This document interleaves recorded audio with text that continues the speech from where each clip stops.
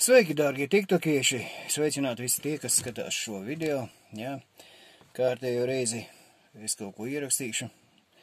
Un kārtējo reizi, protams, par šīs Saeimas, 13. Saeimas šo valdošo, kas ir pie varas, izdarībā.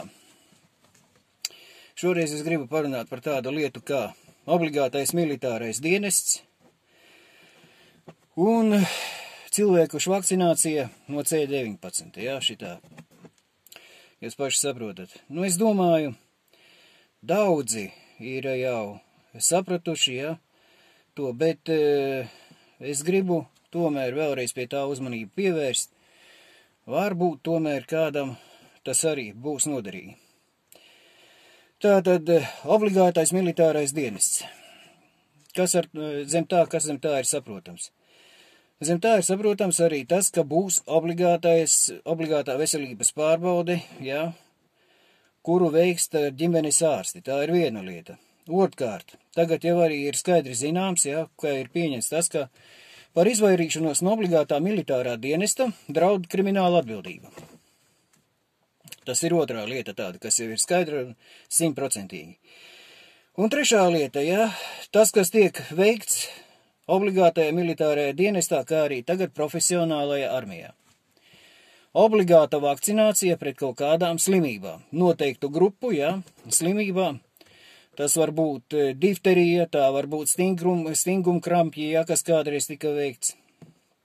Tāpat arī, piemēram, tur vēl kaut kādas, ja ir misijas kādās valstīs, kur ir kādas citas, jā, lipīgas slimības, plus vēl pret tām. Bet, uzsveru, obligātā vakcinācija tā ir. Un jūs redzējāt, kā viņa arī notika NBS-ā, jā, toreiz. Pieņēma lēmumu, tā teikt, galvenais komandieris viņiem iedeva pavēli, un neskatoties uz to, ka tās vakcīnas nebija pārbaudītas, jā, vai nebija pārbaudītas, nu, paskatīsimies vienu video. No teorijas noteikti tā būtu vienīgā efektīvā izēja. Bet es neesmu tik optimistiska, tāpēc, kad neskatoties uz visām iespējām un tiešām plašo prātu, tehnoloģisko potenciālu, nevaram mēs tās vakcīnas, lai viņas būtu pēc mūsdienu prasībām efektīvas, drošas un tā tālāk. Nav tik vienkārši viņas izstrādāt. Un tam pirmkārtām vajag arī laiku. Vakcīnas izstrādē, tādas normālas vakcīnas izstrādē, tie ir 5 gadi, tas ir absolūtākais minimums, jā, tie ir parasti 10-15 gadi. Ko tur teica Zavadska? Jā? Tālūk. Bet vakcinācija tika veikta obligāti. Un kā jūs domājat, kas gaida visus jaunos cilvēkus, kuriem būs obligātais militārais dienests? Loģiski spriežot, obligāta vakcinācija. Tātad to, ko nevarēja panākt šitie tolerasti, liberasti, jā, un šitie sorosīta ielikteņi iekšā.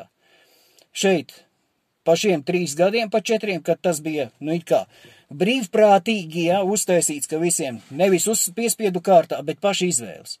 Redziet, būs kāda grupa, jā, kam tas būs obligāti. Un plus arī to var uztaisīt tā, kā tas jau ir pieņemts, kā no 16 gadiem, tagad jau no 12 gadiem, skaidrs, ka tas būs jāizdara jau iepriekš. Jāsagatavo taču cilvēki, lai tas nebūtu jādara armijas laikā. Jums lūdzu visa loģiskā ķēde, kā tas varēs notikt nākotnē, jā? Un Pabriks to ir izbīdījis cauri. Par to arī viņi ļoti kautrīgi visi noklusē. Par tādu perspektīvu nākotnē mūsu bērniem. Un ja viņi kādreiz vēl varēja izvairīties, tad tagad viņi izvairīties nevarēs. Un kur te mēs varam runāt tad par brīvprātīgo vakcināciju?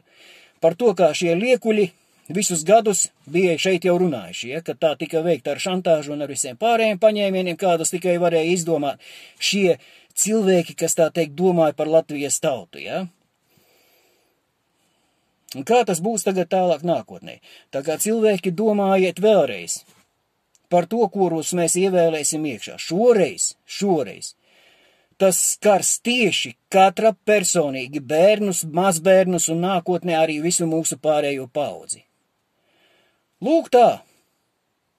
Paldies par uzmanību. Līdz nākošajiem video.